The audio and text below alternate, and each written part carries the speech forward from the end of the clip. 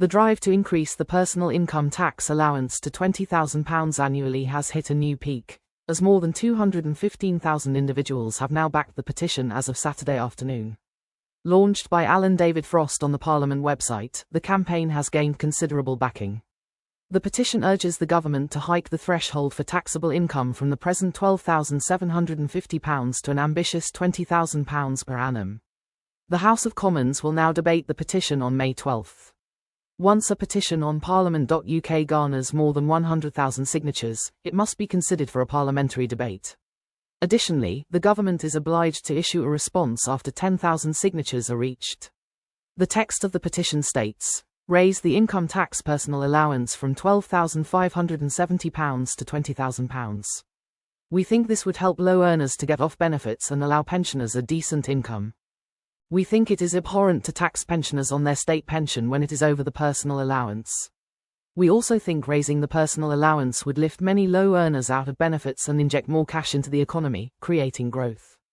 The government issued a response on February 20. Petitions on the site remain active for 6 months, with this particular one set to expire on June 20, 2025. The government's response said, "The government is committed to keeping taxes for working people as low as possible while ensuring fiscal responsibility. The government is committed to keeping taxes for working people as low as possible while ensuring fiscal responsibility and sir, at our first budget, we decided not to extend the freeze on personal tax thresholds. The government has no plans to increase the personal allowance to £20,000. Increasing the personal allowance to £20,000 would come at a significant fiscal cost of many billions of pounds per annum. This would reduce tax receipts substantially, decreasing funds available for the UK's hospitals, schools, and other essential public services that we all rely on.